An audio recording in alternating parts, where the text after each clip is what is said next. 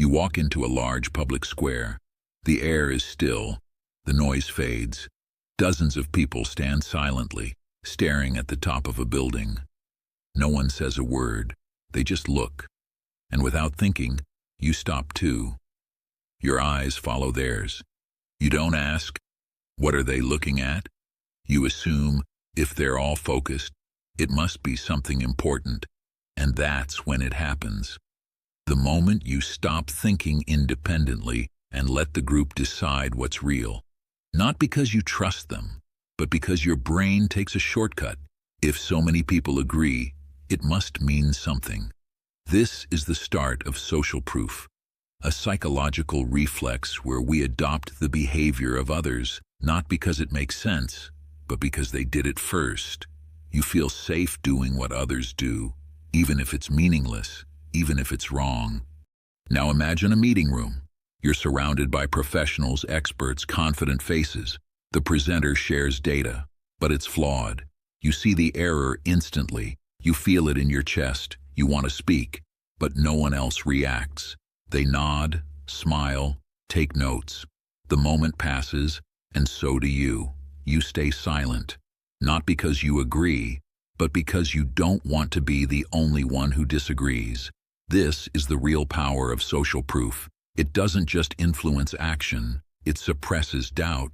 You don't need rules or commands. You only need the fear of breaking the invisible rhythm of the group. It's not weakness. It's a survival strategy rooted in biology. For thousands of years, standing apart meant danger, isolation, rejection, vulnerability. So today, your brain still treats social rejection like a physical threat. You avoid it, even at the cost of truth.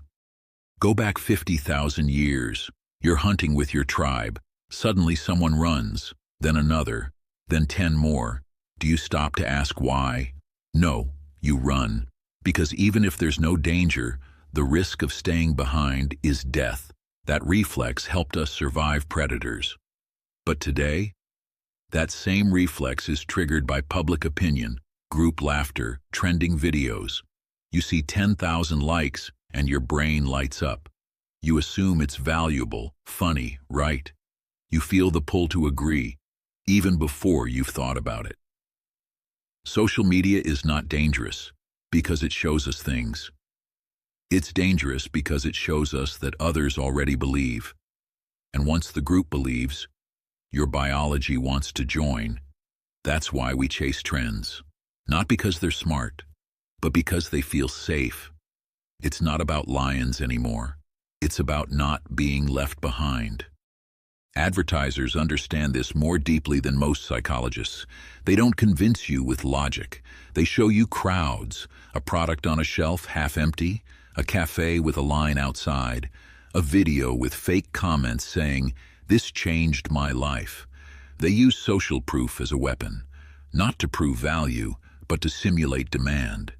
They know your brain hates uncertainty, so they flood it with signs of consensus, bestseller labels, 5-star ratings, testimonials from people just like you, or people you want to become. And the most dangerous part? You don't realize you're being manipulated, because it doesn't feel forced. It feels obvious, natural, but it's engineered. This tactic is everywhere. In fashion, politics, tech launches, online gurus. They don't sell ideas, they sell agreement. Because once others believe, you'll follow, just to stay close to the tribe. The crowd isn't always wrong, but it's almost never thinking clearly. It moves with momentum, not reason. It rewards what feels right, not what is right. If you want to rise above it, you must train yourself to pause where others rush, to ask when others echo, to slow your reactions and question your first impressions. Because often what feels like truth is just familiarity. Leadership begins in that pause, when you resist the pull, when you see the crowd and choose to stay still. Real clarity doesn't shout, it listens, it watches, and it speaks only when silence is no longer enough. You were born to lead silently, Let them feel it, not hear it.